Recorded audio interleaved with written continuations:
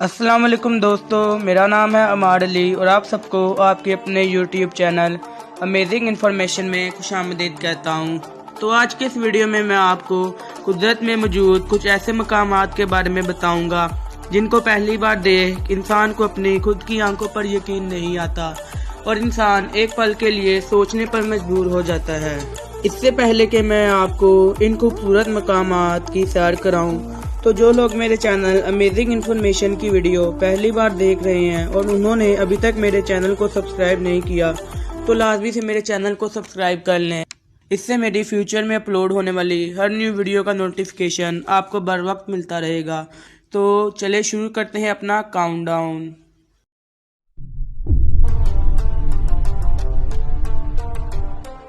दोस्तों चले आपको ले चलते हैं कनाडा की एक खूबसूरत और दिलफरेब लेक जिसका नाम अब्राहम लेक है। इस लेक को फ्रोजन एयर बबल लेक के नाम से भी जाना जाता है। असल में ये लेक कनाडा में वाक़िया है। इस लेक को हाथों से बनाया गया है। इस लेक को सन 1972 में ब्रिंगहॉर्न डैम की तामीर के वक्त बनाया गया, जिसका मकसद सिर्फ पानी के एक बड़े ज़ख़ीरे को रोकना था। इस लेक का कुल सरफेस 53 किलोमीटर का है और इसकी कुल लंबाई 32 किलोमीटर है। तो ये था अब्राहम लेक का मुख्तसर सा तारुफ। जो चीज़ इस लेक को सबसे मुनफरिद बनाती है वो इसमें मौसम सरमा में बनने वाले मुनफरिद हवा के जमे हुए बबल्स हैं, जो जमी हुई लेक की सतह पर आकर एक मुनफरिद और हैरत अंगेज मनाजिर पेश करती हैं। ये मनाजिर देखकर ऐसा लगता है कि जैसे कोई चीज़ लेक से बाहर की जानिब उभर रही हो, जो बड़े बड़े फोटोग्राफर्स और सियाहत के शौकीन लोगों को अपनी तरफ खींच लाती है। और यहाँ पर आकर फोटोग्राफर इसकी खूबसूरती को अपने कैमरास में महफूज कर लेते हैं। अब मैं आपको बताता हूँ ऐसा होने की असल वजह। असल में बात यह है कि ऐसा इसलिए होता है कि जब मौसम सरमा की शदीद सर्दी की वजह से इस लेक में मौजूद पौधे मीथेन गैस को रिलीज करते हैं, तो शदीद सर्दी होने की वजह से ये गैस बुलबुलों की सूरत में ऊपर आकर जम जाती है और एक हैरत अंगेज बुलबुलों का खूबसूरत मंजर पेश करती है। आपको ये मंजर कैसा लगा, अपनी कीमती राय का इजहार कमेंट सेक्शन में ज़रूर कीजिएगा।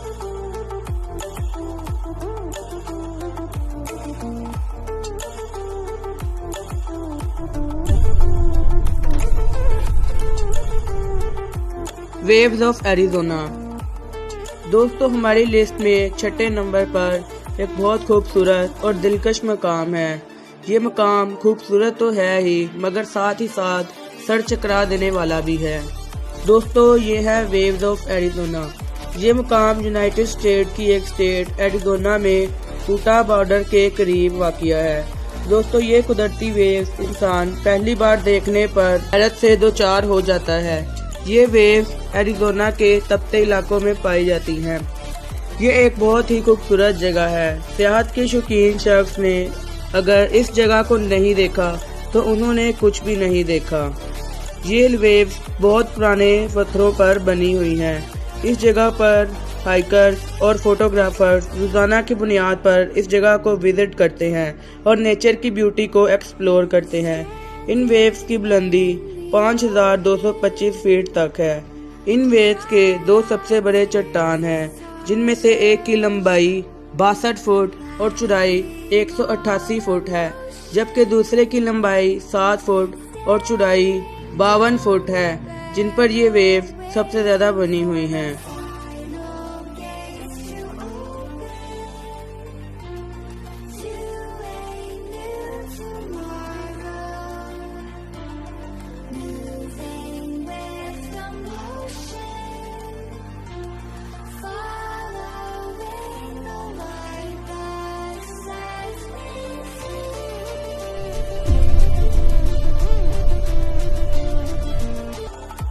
तो दोस्तों ये है ग्लोइंग बीच।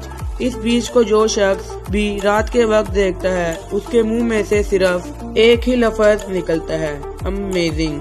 क्या आप जानते हैं कि ये कौन सा बीच है? कमेंट्स में बताइएगा, और अगर नहीं तो घबराने की कोई ज़रूरत नहीं। मैं आपको इस बीच के बारे में सब कुछ बताऊंगा और ये बीच इतना ज़्यादा ग्लो क्यों करता है और आपको इसके बारे में भी बताऊंगा। तो दोस्तों ये बीच वधु आइलैंड पर वाक़या है। वधु आइलैंड को पहले मधु आइलैंड के नाम से बुलाया जाता था, लेकिन बाद में इसे वधु आइलैंड के नाम से बुलाया जाने लगा। असल में वधु आइलैंड भारत के साउथ में एक छोटा मुल्क जिसका नाम मालदीव है। इस मुल्क को सियाहत के लिए बहुत ज़्यादा पसंद किया जाता है। वधु इसी मुल्क का एक छोटा सा आइलैंड है। शाम होते ही इस बीच में बहुत सारे तारे नज़र आने शुरू हो जाते हैं, लेकिन सवाल ये है कि ये स्टार्स इस मंजर में कैसे आते हैं। असल में ये रोशनी एक नेचुरल फिनोमिनन की वजह से इमिट होती है, जिसे बायोलुमिनेंस कहते हैं। ये एक जेलीफिश जिसका नाम लुमिनेंस है, इस जानदार के केमिकल रिएक्शन की वजह से ऐसा होता है।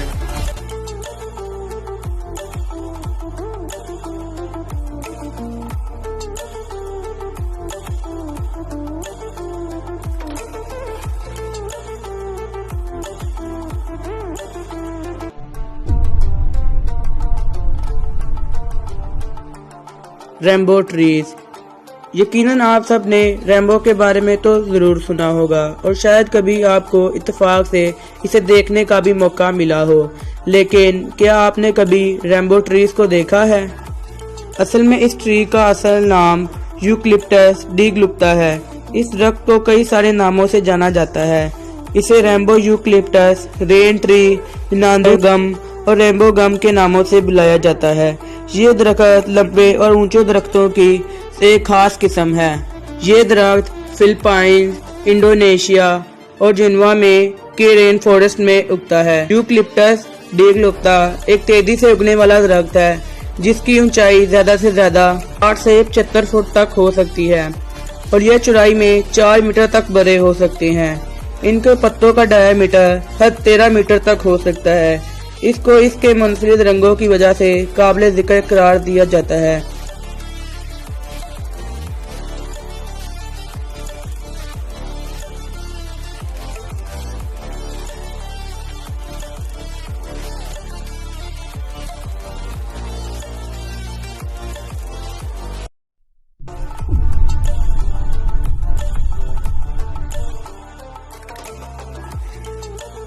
Lake Hillier.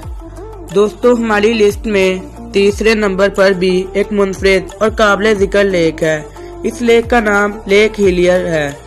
आप सबको यकीनन इस पानी के कलर को देखकर हैरत हो रही होगी कि कैसे इस लेक का पानी इतना ज्यादा पिंक है, लेकिन ये कोई फेक नहीं बल्कि एक असली पिंक कलर की लेक है। ये लेक वेस्टर्न ऑस्ट्रेलिया में मिडल आइलैंड के किनारे पर वाक़या है। ये एक नमकीन लेक है। इस लेक की खास बात जो इस लेक को काबिल जिक्र बनाती है वो इस लेक में मौजूद इसका गुलाबी रंग का पानी है। ये लेक बहुत खूबसूरत और दिलकश है। इस लेक का गुलाबी रंग होने की सही वजह इसमें मौजूद एक पिंक कलर का बैक्टीरिया है, जो इस लेक में सबसे ज्यादा मौजूद है। ये लेक वाकई में ही बहुत ज्यादा खूबसूरत और दिलकश लेक है।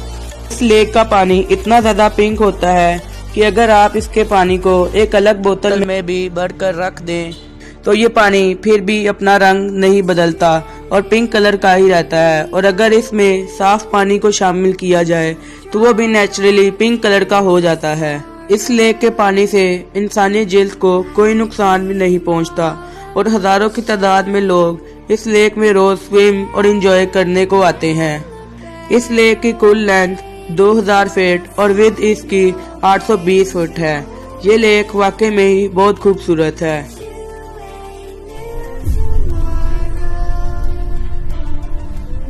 जायंट क्रिस्टल केव। जायंट क्रिस्टल केव या केव ऑफ क्रिस्टल्स, इस केव को इन दोनों नाम से बुलाया जाता है।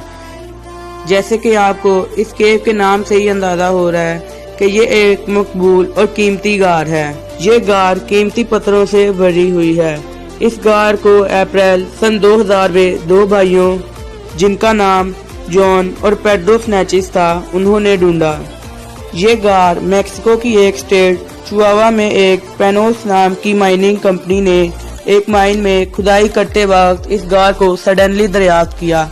असल में इस कंपनी पेनोस का काम माइंस में से लोहे, तांबे और कॉपर वगैरह को निकालना था। ये कंपनी रोज की तरह अपना काम कर रही थी ये लोग नाइका माइन में खुदाई कर रहे थे। ये माइन जिंक और सिल्वर का एक खास जखीरा है। जब इस माइन में खुदाई की जा रही थी तो 100 मीटर की खुदाई करने पर इन्हें कुछ क्रिस्टल्स के बंच मिले जो स्वॉर्ड्स यानी तलवार की शेप में थे। जैसे कि हम सब जानते हैं कि एक क्रिस्टल को बनने में लाखों सालों का वक्त लगता है और इन क्रिस्टल्स की कीमत भी लाखों और करोड़ों में होती है। उन्होंने इस जगह को स्वॉर्ड्स ऑफ क्रिस्टल का नाम दिया क्योंकि इस केव में गर्मी और ह्यूमिडिटी बहुत ज्यादा थी, इसलिए इस जगह पर बगैर किसी हिफाजती इंतजामात के रुकना बहुत खतरनाक था। इसलिए इन दोनों भाइयों ने इस केव को ज्यादा डिस्कवर करने के लिए साइंटिस्ट की टीम के साथ इस गार में गए। बहुत ही ज्यादा कूलेस्ट सूट्स और हिफाजती सामान के साथ इस केव में दाखिल हुए। इस केव में टेम्परेचर 100 डिग्री से भी तजावुज कर जाता है और इस केव में ह्यूमिडिटी 90% तक होती है। जब ये सब इस केव में आगे तक गए तो इन सब की आंखें फटी की फटी रह गईं, क्योंकि 300 मीटर की गहराई में ऐसा खजाना छुपा हुआ था जिसकी किसी ने भी उम्मीद नहीं की थी। असल में बाहर जो क्रिस्टल्स के बंच मिले वो तो कुछ नहीं थे, क्योंकि गार के अंदर बहुत बड़े क्रिस्टल्स मौजूद थे, जिनमें से एक क्रिस्टल का वजन 55 टन और लंबाई में ये 40 फुट और इनकी चौड़ाई 13 फुट थी। और फरवरी सन 2011 में डिस्कवरी चैनल ने भी इस गार के अंदर जाकर गार को फिल्माया। असल में इस गार में पानी की मिकदार बहुत ज्यादा है। डिस्कवरी चैनल ने इस गार में वाटर पंप्स लगाकर इस गार के पानी को बाहर निकालना चाहा, लेकिन वो इस कोशिश में नाकाम हो गए। उनका कहना ये था कि जितने टाइम में इस गार से पानी निकाला जाता है उससे कम वक्त में निकाले गए पानी से दुगना पानी वहां पर भर जाता है। लेकिन अभी इस गार पर काम नहीं किया जा रहा, क्योंकि ये क्रिस्टल्स बहुत बड़े और ऊपर वाली जमीन को उठाए हुए हैं। इस वजह से अगर किसी भी क्रिस्टल को निकाला जाए तो खतरा है कि ऊपर वाली जमीन इन क्रिस्टल्स पर आ गिरे।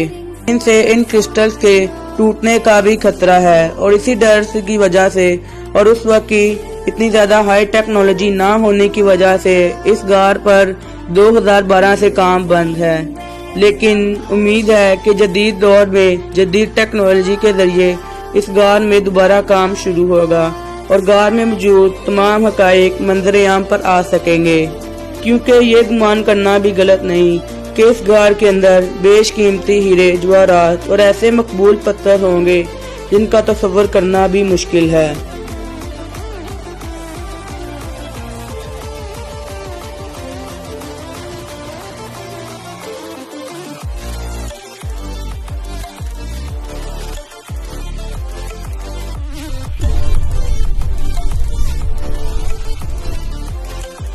स्लार द यूनी हमारी वीडियो की लिस्ट में जो खूबसूरत और दिलकश मकाम पहले नंबर पर है। इस जगह को पहली बार देखकर ऐसा मालूम होता है कि जैसे बहुत बड़े शीशे को जमीन पर बिछा दिया गया हो, लेकिन ये शीशा तो है मगर इंसान का बिछाया हुआ नहीं, बल्कि अल्लाह ताला का जमीन पर बिछाया गया शीशा है। असल में ये एक झील है जिसका नाम स्लार द यूनी है। उर्दू में स्लार का मतलब बहुत ज्यादा नमक और यूनी का घर है। ये लेक सारी सफेद नमक से भरी हुई है। ये एक सूखी लेक है जो एक बहुत बड़ी फ्लैट नमक की चादर है। यहाँ इसे नमक का सहरा भी कहा जाए तो गलत नहीं। स्लार द यूनी ये खूबसूरत मकाम साउथ वेस्ट बोलिविया में वाक़िया है। ये समुद्री सतह से तकरीबन 3656 फीट बुलंदी पर है। ये रकबे के लिहाज से 11,582 स्क्वायर किलोमीटर पर मुश्तमिल है। ये नमक की चादर 10 मीटर तक मोटी है। स्लार द यूनी में 9 मिलियन टन नमक मौजूद है, जिसमें से हर साल 25,000 टन नमक निकाला जाता है। चले ये तो हो गया स्लार द यूनी के बारे में थोड़ी सी इंट्रोडक्शन और इन्फॉर्मेशन। असल में जिस चीज की वजह से इस सूखी लेक को सबसे बड़ा शीशा कहा जाता है वो वजह यह है कि जब इस लेक पर बारिश होती है तो इसका सरफेस इतना ज्यादा साफ, शफाफ और रिफ्लेक्टिव हो जाता है कि मानो ऐसा लगता है कि आप आसमान को अपने पैरों नीचे दिए चल रहे हों। और यही बात बड़े बड़े फोटोग्राफर्स और सियाहत के पसंद लोगों को अपनी तरफ खींच लाती है। मैं आपको चंद एक फोटोज दिखाता हूँ।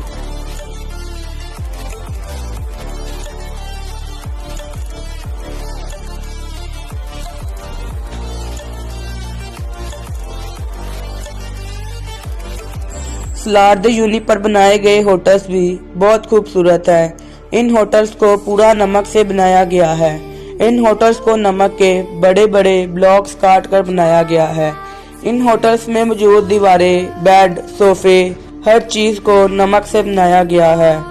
और यहाँ पर मौजूद ट्रेन म्यूजियम भी बहुत मशहूर है। तो ये थी मेरी आज की इंफॉर्मेशन से भरी वीडियो। उम्मीद करता हूँ मेरी वीडियो आप सबको पसंद आई होगी और मेरी वीडियो ने आपकी नॉलेज में थोड़ा बहुत इजाफा किया होगा। और ऐसी ही मज़ीद इन्फॉर्मेशन से बड़ी वीडियोस के लिए मेरे चैनल को सब्सक्राइब करके बेल आइकन को क्लिक करके उसे ऑल पर कर दें। इससे मेरी हर वीडियो का नोटिफिकेशन आपको बर वक्त मिलता रहेगा, क्योंकि मेरी हमेशा कोशिश यही होती है कि आपको ऐसी वीडियोस दूँ जो आपकी इन्फॉर्मेशन में इजाफा कर सके। और वीडियो को लाजमी से लाइक कर दीजिएगा। तो अगली वीडियो तक के लिए अल्लाह हाफिज।